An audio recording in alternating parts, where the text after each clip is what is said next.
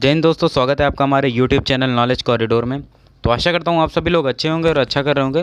दोस्तों, आज है 27 अगस्त 2020 और 27 अगस्त की जो प्रमुख ऐतिहासिक घटनाएं हैं उनके बारे में आपको थोड़ी इन्फॉर्मेशन मिलेगी, राइट। तो दोस्तों, क्या है ये ऐतिहासिक घटनाएं, हिस्टोरिकल इंसिडेंट्स। रिक्वेस्ट करूँगा प्लीज़ पूरा वीडियो देखिएगा और अगर वीडियो पसंद है तो प्लीज़ हमारे चैनल को सब्सक्राइब करिएगा और शेयर करिएगा, राइट।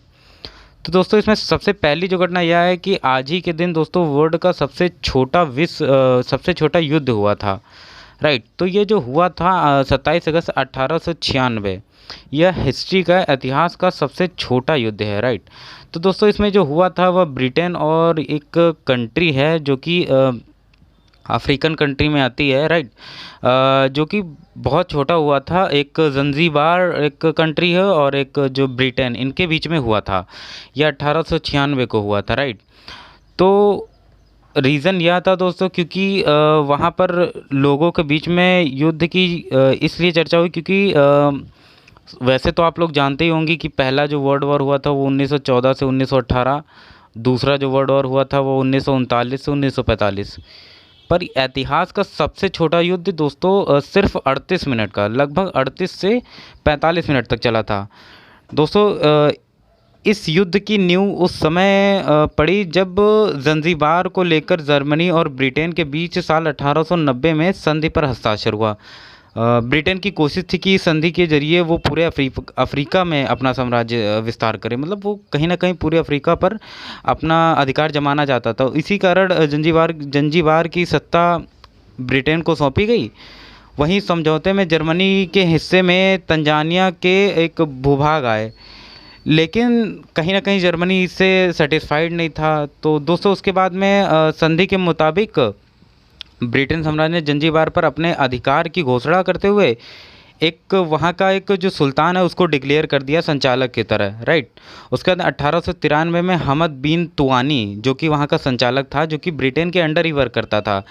उसके बाद में जो कि ब्रिटेन के साम्राज्य के पूरी तरह समर्थक थे, सत्ता उनके हाथों में दी गई। उन्होंने शांतिपूर्ण 3 साल तक उन्होंने अपनी वो जो वहाँ की पार्टी थी उसको चलाया, वहाँ की गवर्नमेंट को चलाया, संभाले रखा। फिर उसके बाद में 25 अगस्त 1896 को हमद की अचानक मौत हो गई।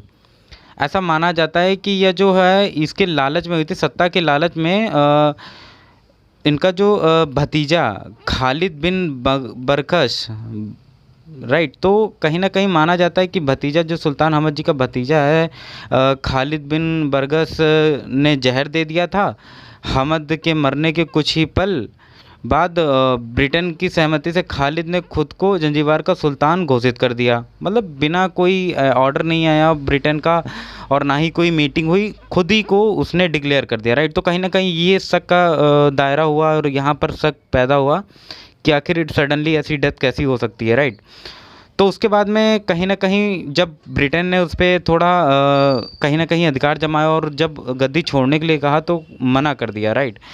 तो जब उसने मना कर दिया तो खालिद ने जब मना कर दिया तो कहीं ना कहीं वॉर की एक चिंगारी उठी और उसके बाद में दोनों के बीच में वॉर हुआ, राइट। खालिद के लगभग 3000 फौजी हथियारों के साथ महल में सुरक्षित थे और उसके बाद में ठीक उसी समय ब्रिटेन के जंगी जहाज़ थे वो आए और उसके बाद में दोनों के बीच में युद्ध हुआ, राइट।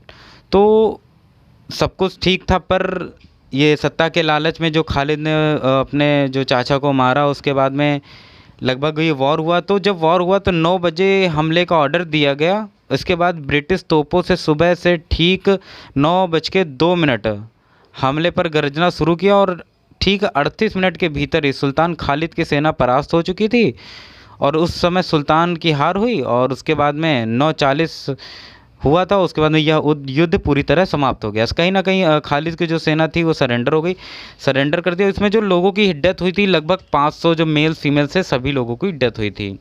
तो दोस्तों, इस तरह यह युद्ध इतिहास का सबसे छोटा युद्ध था, राइट। एग्ज़ाम पॉइंट ऑफ से डेट और इसमें ड्यूरेशन बहुत इंपॉर्टेंट है, राइट। तो और ये जो खालिद बरगस और इनके नाम हैं जो सुल्तान ने जो डिक्लेयर कर दिए थे ब्रिटेन ने, ये भी बहुत इंपॉर्टेंट हैं। दूसरी दोस्तों प्रमुख ऐतिहासिक घटना यह है कि दोराबजी टाटा जो कि कह सकते हैं कि first chairman of Tata group, या कह सकते हैं कि टाटा का जन्म इन्होंने ही किया। तो आज उन्हीं का जन्मदिन है, राइट। तो टाटा समूह के पहले चेयरमैन दोराबजी टाटा का जन्म 1859 में आज ही मुंबई, जो कि पहले बम्बई था, राइट, आज मुंबई। तो 1907 में टाटा स्टील और 1911 में टाटा पावर की स्थापना इन्होंने की थी, राइट। 1919 में भारत की सबसे बड़ी general insurance company new India insurance बनाई, जो कि उस टाइम की 1919 में सबसे लार्जेस्ट कोई अगर इंश्योरेंस कंपनी थी वो तो यही थी। जमशेदपुर के एक रूप में एक नियोजित शहर बनाया जमशेदपुर, जो कि आज जो कि स्टील के लिए फेमस है, राइट। तो उसको नियोजित शहर बसाया गया था, राइट। 1910 में ब्रिटेन ने नाइटहुड से सम्मानित किया था। और उसके बाद में दोस्तों भारतीय ओलंपिक संघ के ये अध्यक्ष भी रहे, प्रेसिडेंट रहे, क्योंकि इन्होंने फाइनेंशियल कहीं ना कहीं 1924 में जो पेरिस में ओलंपिक हुआ था उसमें इन्होंने फाइनेंशियली बहुत ही मदद की थी, राइट।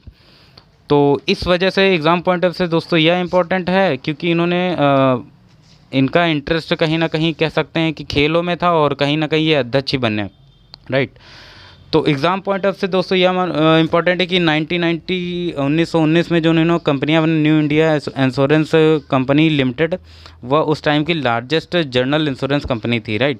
और उसके बाद में इनको उपाधि दी गई थी जनवरी 1910 को एडवर्ड सेवन के द्वारा, राइट। उसके बाद में सर दोराबजी टाटा सर की उपाधि दी थी, राइट।